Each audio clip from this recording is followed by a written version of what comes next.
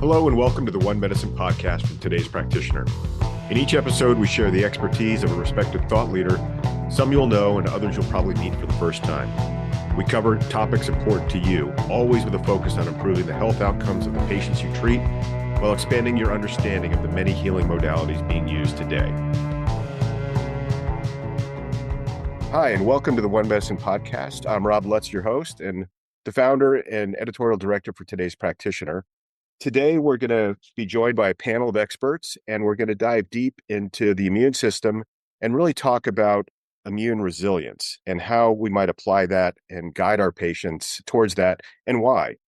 So I've got three experts here with me, and I'm going to have each of them introduce themselves, share a little bit about their background. First, we have Tracy Southwick, Tracy, you're a naturopath, is that correct? It is, Yeah. yes. Tell us a little bit more about your Yeah, background, please. absolutely. So I actually have a clinic in Houston, Texas, and a teaching academy, but I started in this field back in, 1995. So I'm definitely dating myself. But I had my own immune system problems. And so I went down the rabbit hole, thank goodness, of learning how the body worked, learning how I could work with the body and how the body has an innate ability to heal itself. And of course, once I learned that, once I became healthy, I wanted to shout from the rooftops, right? You want everyone to understand and know that, you don't have to suffer always. There are answers out there. And so I did this for many years, had a health food store in the Texas Hill Country and some radio shows and did things like that. But then in 2007, I opened my clinic in Houston. And along with working with the physical aspect, I had through the years developed a technique called mind, body, spirit release, which is a way to identify and help release emotions that people are holding on to that are keeping them from reaching their highest level of health, because we need to look at the body holistically. It can't just be the physical aspect. And I learned that early on with myself. And so I now teach that technique to practitioners around the world and really love to help people really take their health and their patients and their clients' health to the next level. That's awesome. Well, I'm really interested to hear a little bit more about that system and how practitioners can apply that themselves. I think that's really interesting. Dr. Emily Hartsfeld, also a naturopathic physician. Can you tell us a little bit about your background and how it relates to immune resilience? Yeah, absolutely. So, as you mentioned, I am a naturopathic physician. I graduated from Bastyr University in 2019 and have been with energetics pretty much ever since. And really just helping with their clinical education and helping to educate practitioners not only in how to use our products, but how to view working with their patients from a more natural and holistic perspective. Hmm. Before I ever went to Bastyr, I was a med tech working in a path lab. And so I kind of got to see a lot of the behind the scenes things that we do with patients. And I just knew that I wanted to do more and play more of an active role in patients' lives, but coming at it from a more natural and holistic perspective.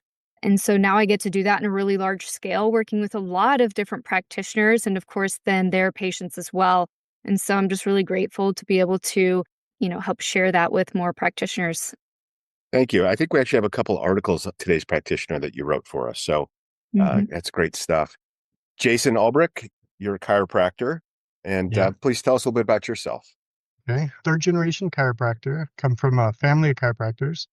Pretty large family of chiropractors in Texas, and graduated chiropractic school about 21 years ago. I've been adjusted since I was about 10 minutes old, I guess. And first one to kind of get in nutrition.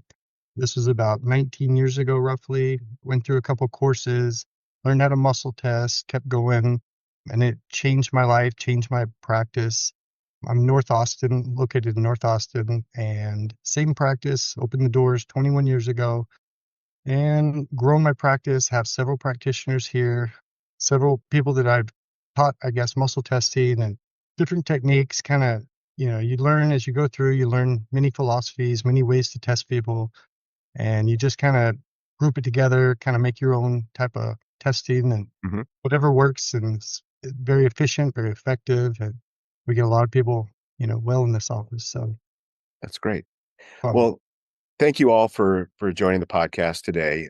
we're going to be talking about immune health and this concept of resiliency, which you hear a lot these days in various aspects of people's health and how they might adapt to something. But I'd love to hear from each of you how you think about resiliency as it relates to immune health. And then we're going to dig into some deeper topics. But Tracy, would you want to give us a kind of your thoughts on that?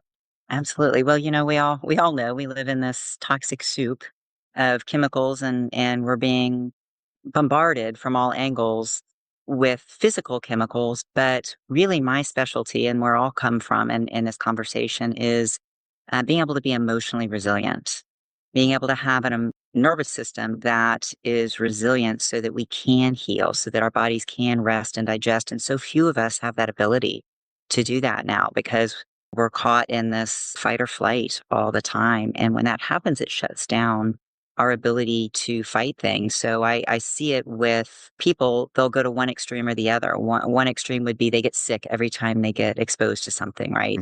They're constantly sick.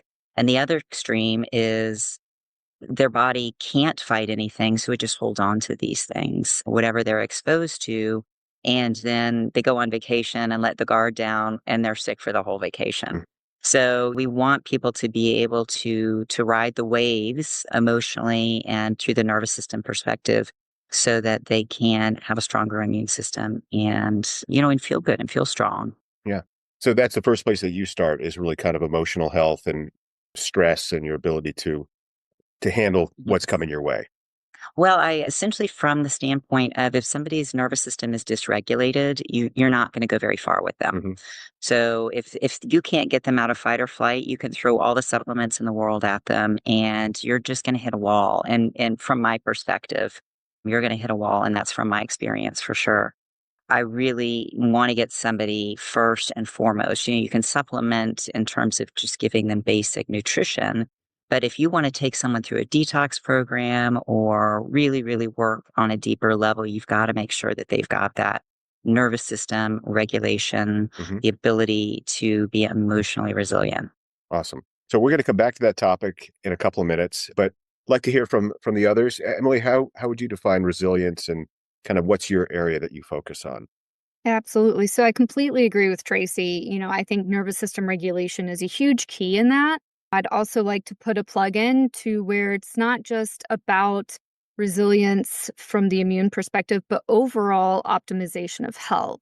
Mm. You can't pull from an empty well, whether it's nutritionally or within the nervous system. And so we need to make sure that as we're going along, we're optimizing our patients' health and well being, their nutritional status. I also like to focus a lot on drainage. That's a big thing here, especially at energetics, but you can't expect the body to be able to go through these flow states and things, including within the nervous system, if the drainage pathways are not functioning optimally. And so that's a key piece for me is really to open up these elimination pathways and these Mhm. drainage pathways. And we'll kind of talk about that on a larger scale and what that really means. But that's it for me is being able to optimize the patient's foundations of health Mhm. in a lot of different aspects. So I always kind of look at it at this kind of three-cogged wheel. Some people talk about a three-legged stool or this triangle three-prong approach. And so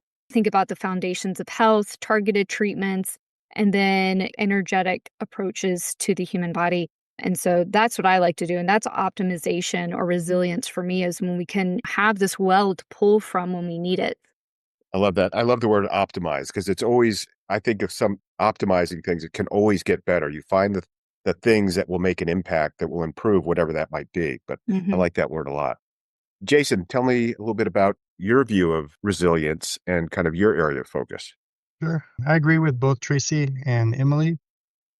There's not a whole lot more to be said except it's kind of a shift taking herbs and supplements, throwing those at the patient, throwing that when someone comes in ill and sick, trying to give them a little boost, but shifting more into being more proactive, having them have a consistent wellness routine, strengthening their bodies, become optimal, like Emily said. Basically, just be able to breeze through different seasons when everybody's dropping like flies due to illness, flu, all these things that pop up. And they can breeze through without being affected, letting their body handle the stress that it's under for the most part. So Mhm. Great. pretty simple.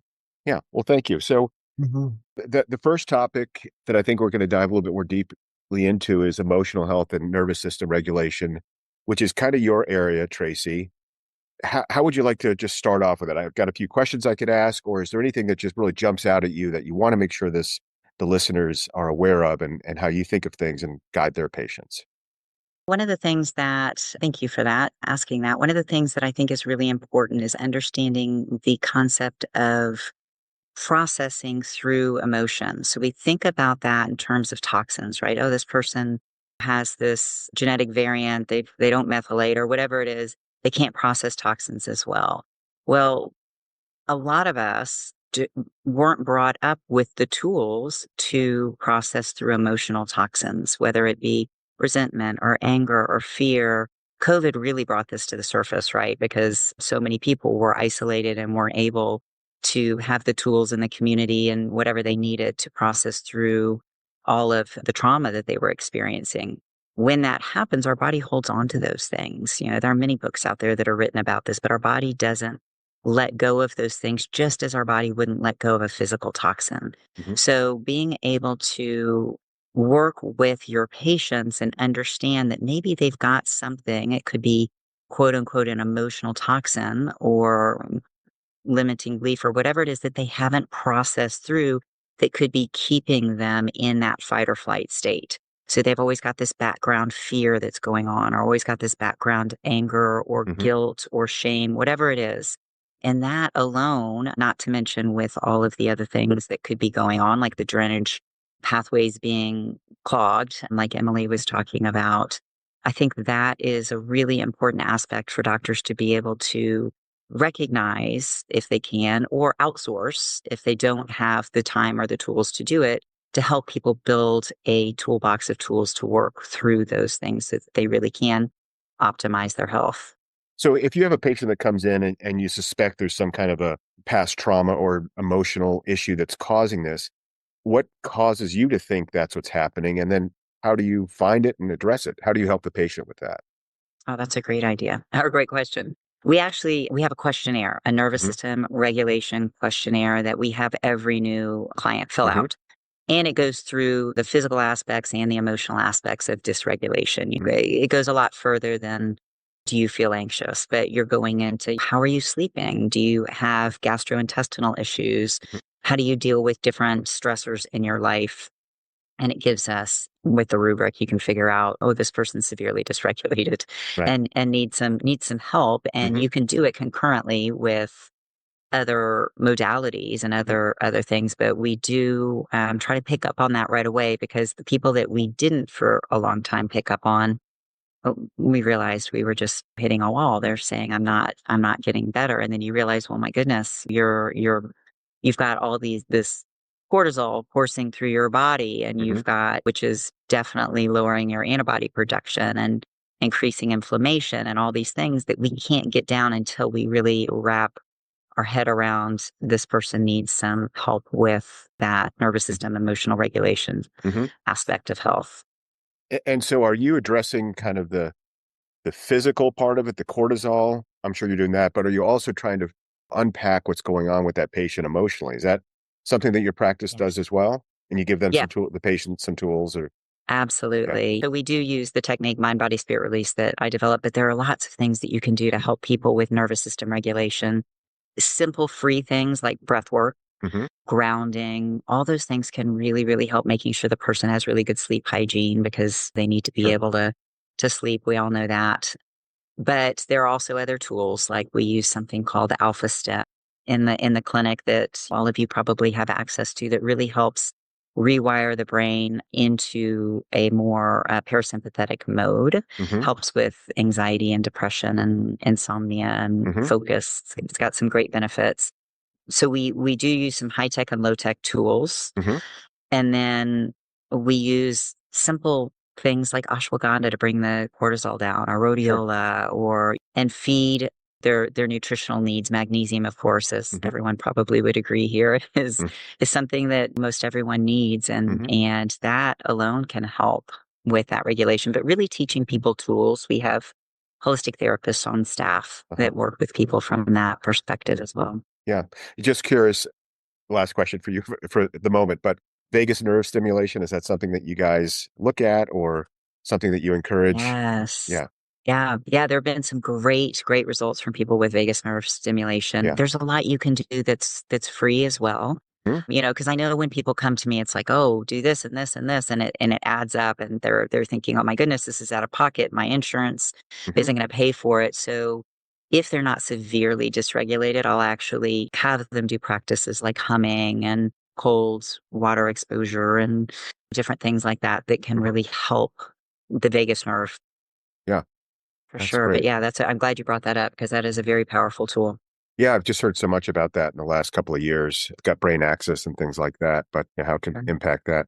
So I'm curious, Emily and Jason, when you think about your patients that you see, how important is the emotional component? Is that something that you guys also spend a lot of time with? Or I know, Jason, you focus a lot on gut health and so forth, but if either you would like to just kind of briefly comment on that before we dive into some of these other topics, Yeah. I'd love to Yeah, hear I it. can go first there.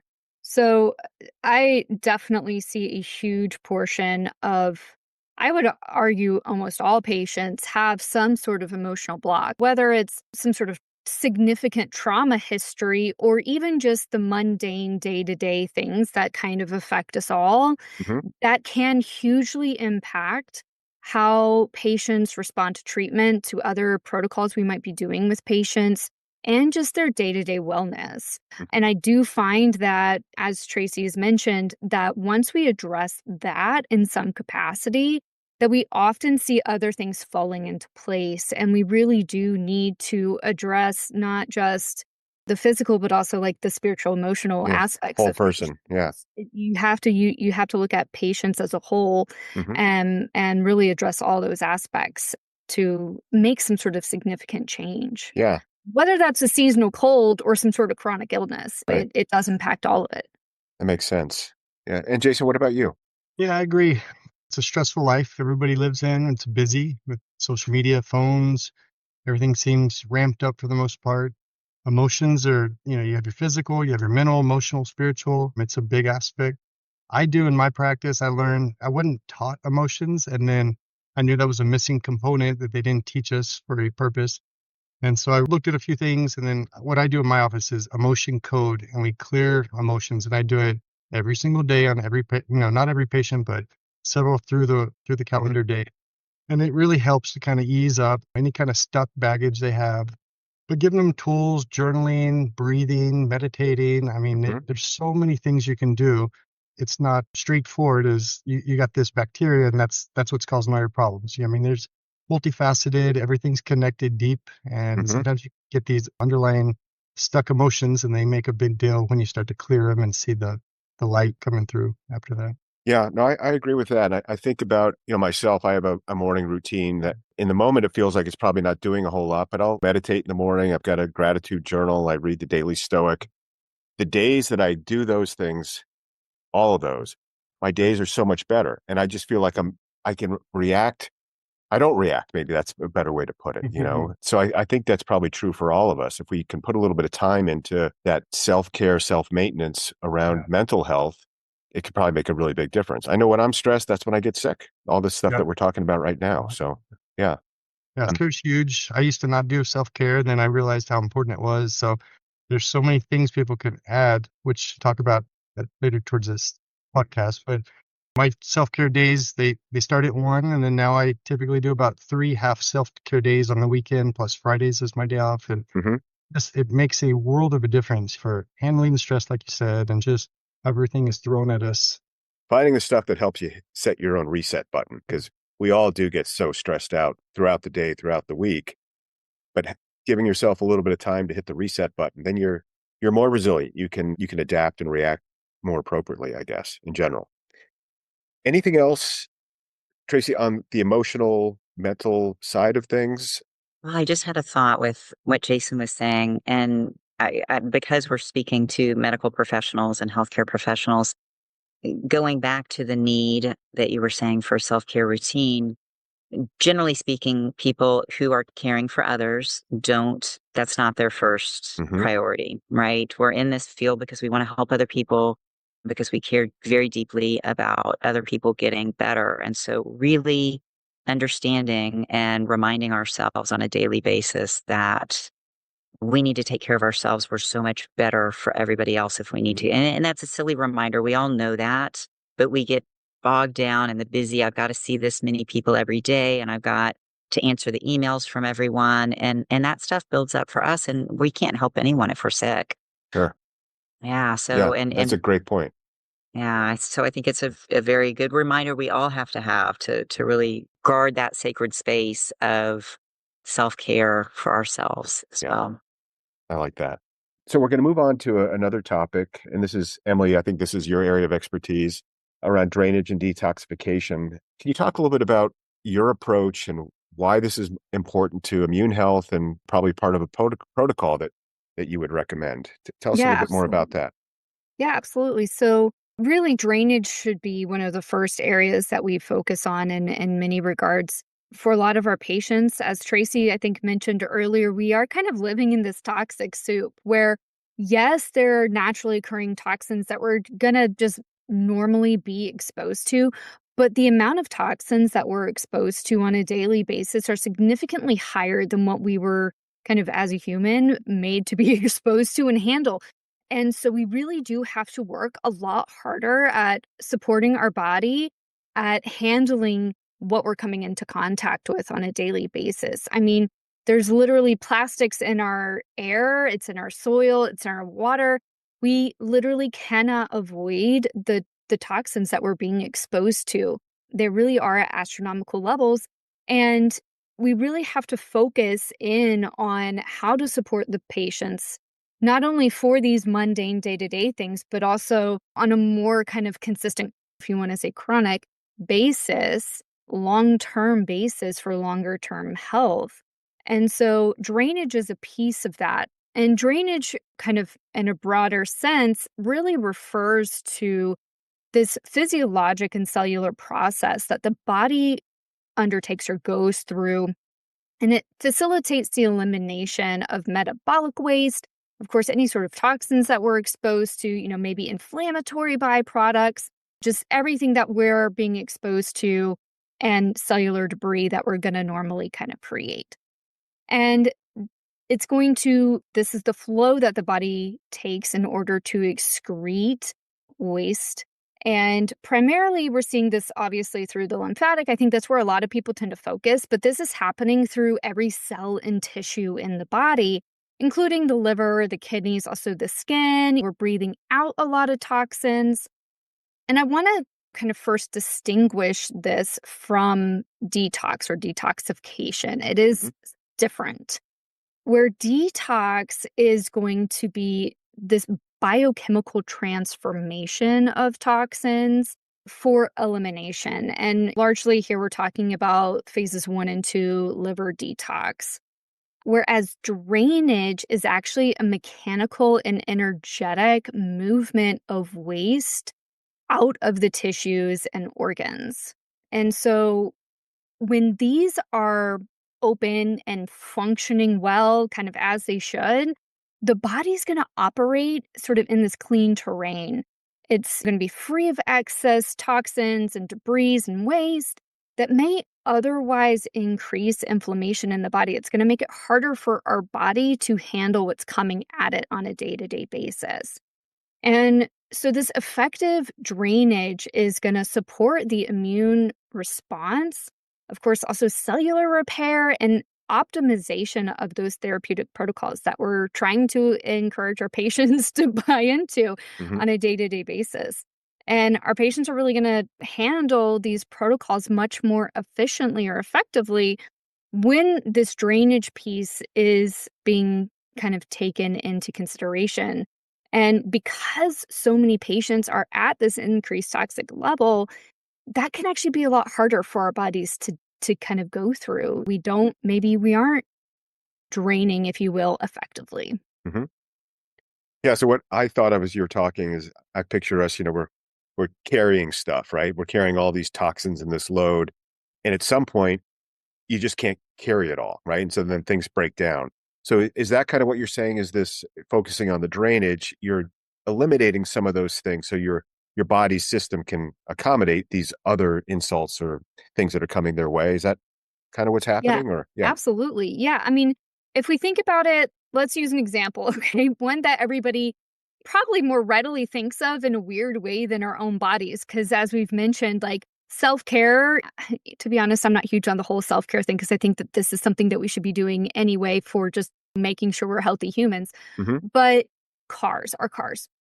Everybody has a car, pretty much everybody has a car. We're going to be taking it in for a routine oil change, Hmm. okay? Without this oil change, there's going to be sludge in the engine, and that sludge can cause our engine to not work as efficiently. We may not get as efficient fuel mileage, and things can start to break down. Okay, well, if we extrapolate that into our bodies, the same thing can happen when toxins accumulate, and whether that's some sort of metabolic waste or actual toxin that's some sort of toxin from our environment, it can cause this buildup. And so, because we're in this much more toxic world and our bodies really aren't able to handle a lot of it as efficiently, it tends to build up. And that can cause these blocks within our drainage pathways where things can accumulate in ways that really we don't tend to think about. I know a lot of, if you will, more Western minded medical Hmm. professionals probably don't really think about. But this is a real physiologic process that the body goes through. And if the body isn't able to eliminate everything, where else is it going to go? It's just going to continue to build up. So we really do need to focus in on it and handle it effectively and help our patients handle that more effectively. So I've got two questions on that. How do you identify a patient that is having these types of issues? And then what do you do about it? Yeah. So I think sometimes it may not be super obvious that this is what we might be looking at in Hmm. patients. They can come in with fatigue, which is really broad. Hmm. So many patients come in. I think whenever I get questions from practitioners, that's like 99% of the time on the symptom list. So many Hmm. people are just tired.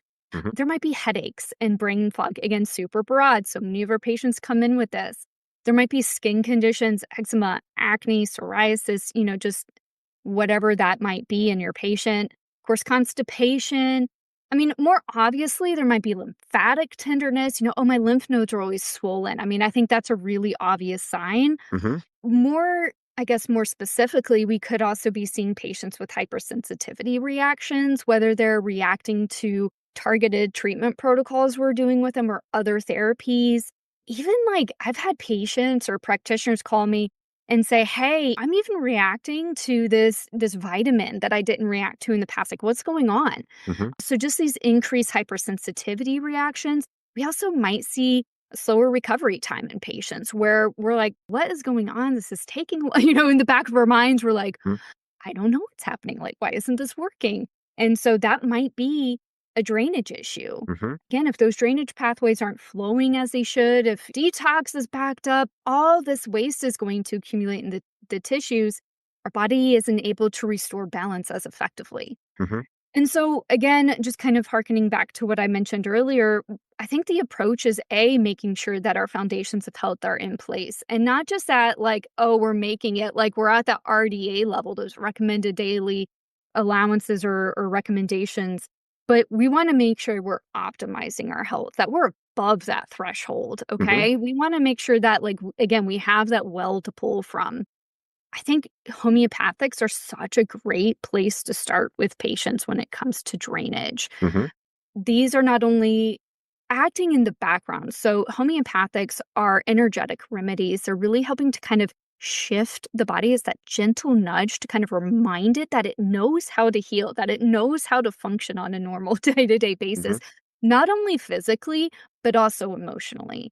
And so we do see this kind of whole person approach when it comes to homeopathy. And so I think Hmm. they're a really great place to start for a lot of patients. And they Hmm. can be really gentle, but they can also be really effective. Hmm. I know it can be challenging for a practitioner that's not really skilled in homeopathy to find the right remedies for various things. How how should we address that as a practitioner if we're going to integrate homeopathy for drainage? Yeah, so to put a little plug in here for energetics, we've made it really easy where we've taken a lot of that guesswork out of homeopathy. And I am always telling practitioners this story, but It's actually really true that I love homeopathy. I've been using it for a really long time. I was classically trained in homeopathy while I was in school, and I love it, but I'm not great at, like, repertorizing patients and finding that one needle in a haystack Mhm. remedy to give to them. I know the big ones, but there's just so many different homeopathic remedies available, and it can be really hard to distinguish, like, one remedy from another.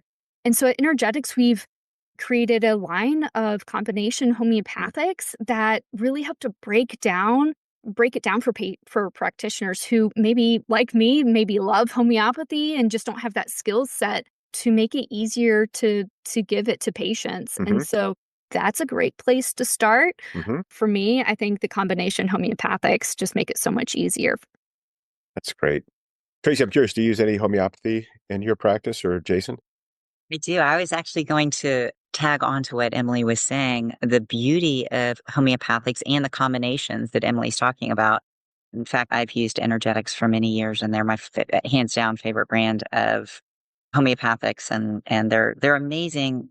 And there's an emotional component with homeopathics, so you are touching on that emotional aspect as well when you're using homeopathic. So anytime you look up like an individual remedy, it'll say, the physical ailments, but it also say, talk about emotional ailments that go along with it. So it's actually a very holistic way to work with people. And it's a very gentle way to start with people, especially if somebody's dysregulated. They can start with flower essences or homeopathics or in that realm. And at the same time, learn some tools to help open the drainage funnel. And for instance, I was thinking while you were talking, Emily, that one of the best ways to regulate your nervous system is breath work. So 4-7-8 breathing is amazing for helping retrain your body to get out of fight or flight and into parasympathetic mode. But it also detoxes.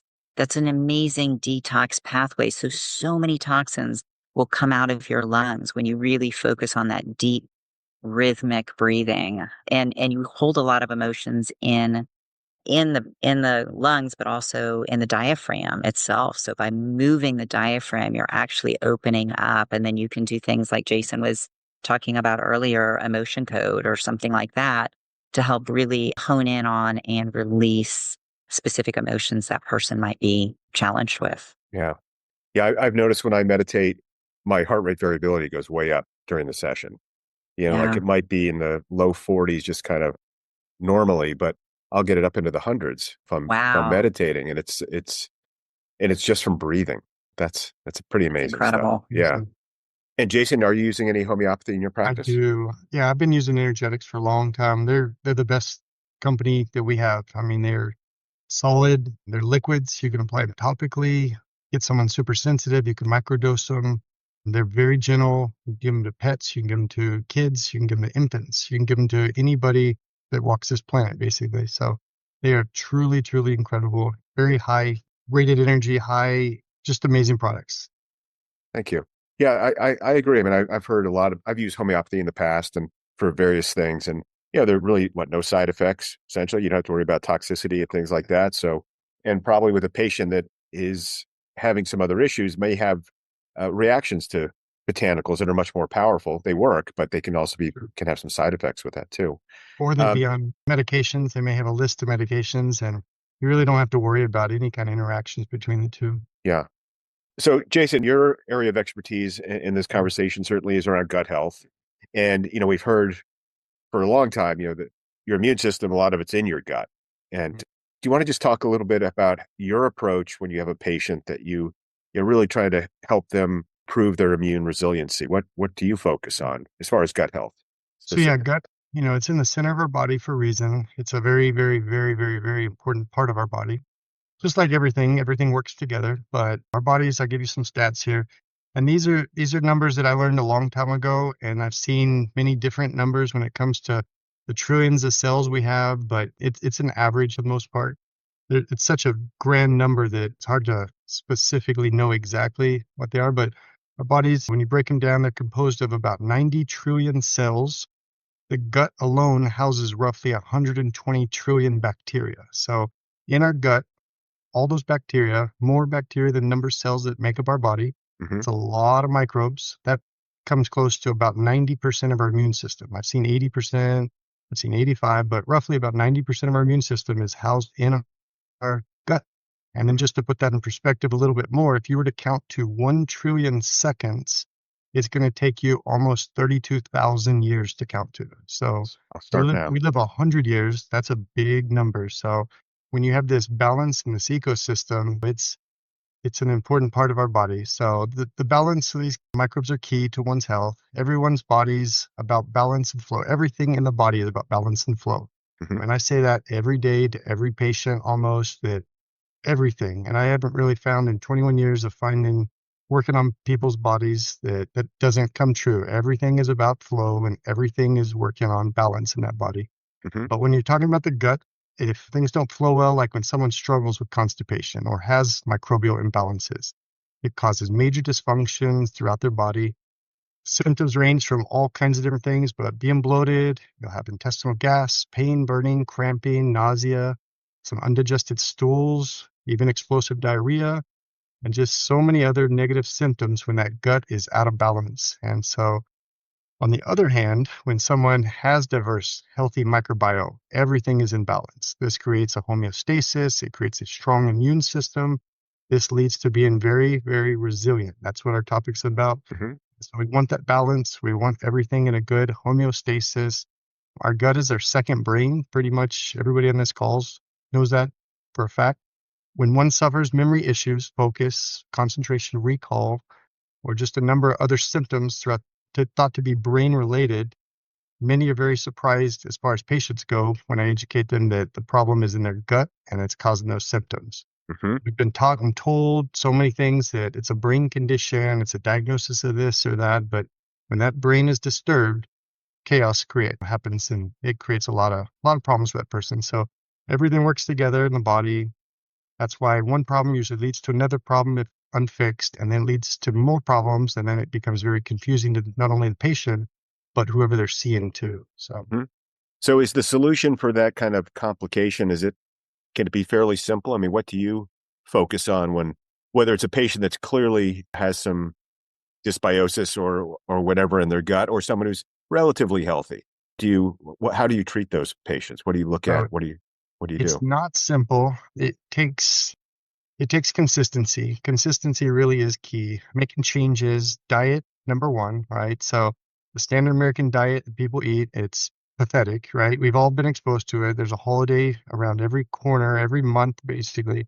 And there's parties and anniversaries and vacations and weekends and whatnot. So it's a big change in diet for that person. So when they come in, they're expecting that we're going to go change their diet, but it is number one for sure. And then with that, cleaning is number two, like cleaning up the diet, cleaning out the terrain, restoring function with many things, but probiotics are one. Hmm. Raw fruits and veggies for sure are another one. So in our practice, we focus on about 70% fruits and veggies.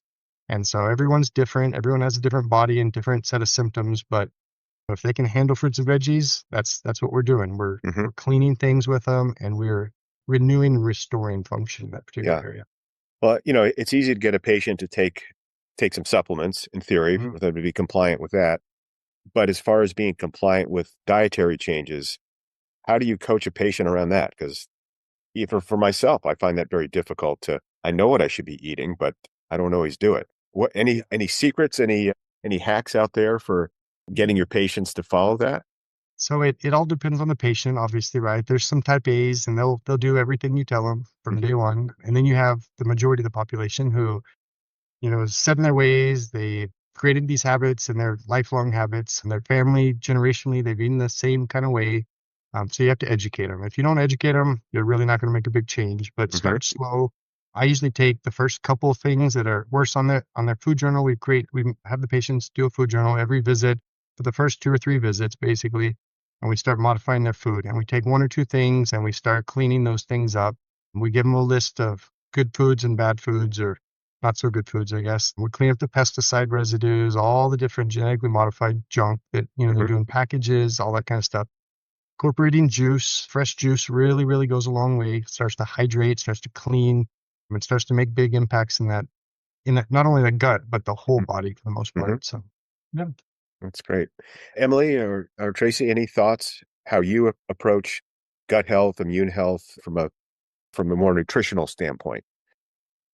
Yeah, I think for me, I completely agree with Jason. I think cleaning up the diet is, again, just part of that foundation Hmm. for health, where if they're eating junk in, junk out, Right. if you're if what you're putting into your body isn't going to be good for you, if it's not healthy, and I'm not, to be honest, I'm not like you're either 100% or you're out type of Right. a person. I definitely believe in some balance, but at the same time, I also know that when I maybe do have what some people consider more of a cheat meal, I expect to not feel great the next day. I'm Totally. just Yeah. knowing that when I go into it. And I think you don't realize that as a patient until you've lived your lifestyle, because really, as Jason mentioned, we need to be educating patients on this, that it's not just, oh, we're doing this now. We're doing this forever. This is Right. your new life. It's a We need that process. Yeah. buy-in from people when they're coming into practitioner's office. They Hmm. need that buy-in. Otherwise, it's never going to work. Yeah. Or they're just going to go back to where they started when they kind of AKA fall off the wagon, so to Hmm. speak. And so when we're looking at gut, when we're looking at diet and lifestyle, that's integral. You cannot heal the gut. You cannot heal the immune system. You cannot create this resilience or optimization without it. Hmm. That makes sense. Tracy? Absolutely, 100% agree. And so we used to say you can't supplement away a bad diet. That's actually, I mean, part of what we do is not the traditional Western model, which is let's just wait till there's a fire and put that fire out with Right. something, or put a lid over it and pretend it's not there. So I totally agree. Diet is essential. One of the things that I try to teach my people is the state of mind you're in when you eat and how important that is. So if you're eating while you're in sympathetic mode, which most people are, right? You've got meeting after meeting after meeting, and you've got 3 minutes to eat your lunch, and you're scrolling on your phone looking at all the horrible things that are happening in the world while you're eating. And so what does your body do? Your body shuts down. It can't digest, Hmm. right? All your energy is going elsewhere. So what does that food do? It sits in your gut and ferments and produces all kinds of toxins and poisons. And the person's wondering why they feel bloated and why they're constipated and all these things that happen after those meals. I'm so tired in the afternoon after lunch. I don't understand why. So I try to teach people to, if you can't get out of stress mode, don't eat. Hmm. Don't eat until you can. And so that's where things like gratitude come in. If you're someone who says prayers before you eat, sit down and really be mindful Hmm. and say a prayer or go into gratitude. Don't watch the news. So write down 3 things that you're grateful for. You can't be in a state of really pure gratitude and be in fight or flight at the same time. It's just they're just incompatible with each other. So really finding what works for you to get you in, it could be breath work, to Hmm. get you into a parasympathetic rest and digest mood before you eat, and you'll get so much more nutrition out of your food. Makes sense. So we only have just a few minutes left, and I thought what I'd like to have each of you do is, can you just take all the things that we've spoken about today and think about what would be a great takeaway for a practitioner when they're thinking about their patients to encourage immune resilience? And I think the one thing I will say is I think everything we're talking about here is just good for foundational health, regardless whether we're talking about immune health. It all kind of fits together. But really focused on immune resilience, how would you piece all these pieces together, Emily? Do you want to start with that for us? Yeah. So I think kind of putting it together a little bit is congestion can alter cell signaling, nutrient exchange, even oxygenation of the tissues, creating an environment where chronic inflammation and microbial persistence can kind of thrive. And so we really do need to be focusing on multiple aspects of the patient's well being in order to create these optimal protocols for patients in order for them to not only like heal and live, but also thrive. Hmm. That's great. Jason, how would you Yeah. put it all Um, together? I would say consistency is key. Yeah. There's a lot we talked about, and there's a lot of things thrown at everybody every single day. Advertisements of try this and do this, and just stick with have a goal and then move forward, raise the bar at some point, change things up for the body. Don't get stuck in a rut and do the same thing over and expect something different, but stay consistent with it. Don't fall off the wagon too far. Holiday seasons are coming up. I tell patients, prep for them. Do good before the holidays come. Have your fun, get back on track, clean things up. Find that routine, that normal routine like you were talking about in the morning. Wake up, do the same thing, and then switch it here and there. But do some deep breath work, do some stretching, do some rebounding, move your limbs, sweat, brush, dry brush, fast, get to bed between 9 to 10, whenever that is. Ground, increase fruits and veggies, track your foods, and just continue to move forward. And don't get overwhelmed for the most part. Just add little bit by little bit by little bit. And then if you find yourself overwhelmed, back off, find where you're in your happy area, and then continue to move forward. Yeah, I would totally agree with that. And the one other thing I would mention as well, I think, is we're all going to fall off occasionally, right? It's okay. It happens. You can easily just get right back on it. It's always going to be there. And, you'll be surprised how easy it is to get right back on track. You just got to, that next day, just start back over again. Yeah. It's all that work is going to be good for you. Yeah. I go to the gym at lunch in between patients, and Mondays are the hardest days because I have Friday, Saturday, Sunday off. I'm pretty busy doing a lot of stuff. And then just if I can get that Monday, even if it's not that great of a workout, Tuesday's a lot easier. Wednesday's awesome. Thursday's great. So just kind of take that step. Yeah. And I think one other thing that I think about is patients will feel the difference if they stick with this stuff, right? They don't know that maybe when they're starting, but I think that would help long-term with compliance. If they do some of these things, the impact that it would have on their wellness. Tracy, any final thoughts on kind of pulling it all together? That was great. I love what Emily and Jason both said. And I'm actually just going to reiterate a little bit of what Jason said and touched on earlier as well. The whole concept of being proactive. So being consistent is so important, and you have to be proactive. And that's the change in the model, right? The model is not, our model is don't wait till there's a fire. Our model is let's nurture this resilience and really gather those tools that work for you. So for emotional resilience, what might work for me, like gratitude journaling, works really well for me. It shifts everything. But my husband is exercise. That's how he deals with his stress, and that's his meditation time, and that's his when he goes for a run. So figuring out with your clients what works, what they're willing to do and be consistent with to keep that drainage funnel open, the drainage pathways open, so that when they hit those hard spots in the road, they are resilient. Right. Thank you.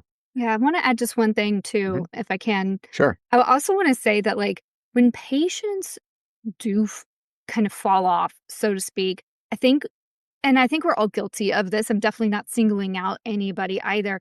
But when we fall off, we tend to kind of stress out about it.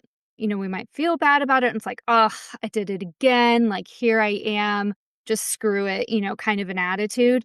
And I just want to encourage people to not kind of play into that mental game that we can get into, that it's okay to have a bad day or a cheat meal or enjoy your holidays. It's why they're there. Right. It's to share that time with friends and family and to eat the foods that we probably don't normally eat. But as Jason mentioned, that getting up the next day, go for a walk. Thanksgiving, we eat and then we go for a walk. It helps us digest. We can help activate some of those glucose receptors in our cells. And it just makes you kind of feel better too. And so don't feel bad about it. There's small tweaks that you can make to your holidays without making it a big deal. And then the next day, go back into your routine. Get up, drink a glass of mineral water, go to the gym and eat like you normally would. But don't feel bad about those days where you may not be at 100% because we all do it. Yeah, that makes sense. Well, thank you all for your time today. This was really great. I'll include your contact information in the show notes. So if any listeners want to reach out directly to you guys for protocols or any other kind of guidance, it'll be there as well. And I want to thank Dr. Supplement Store and Energetics for sponsoring the podcast. And thanks again so much. Thank you. Thanks, Rob. Bye-bye. Thanks for listening to the One Medicine podcast. I hope you found today's episode interesting and came away with a few insights you can apply to your practice. If you're looking for the show notes, they can be found in the link below. If you want to go deeper on this topic or anything else, please visit todayspractitioner.com and consider registering for our weekly newsletter as well. Thanks again, and I hope you'll join us next time.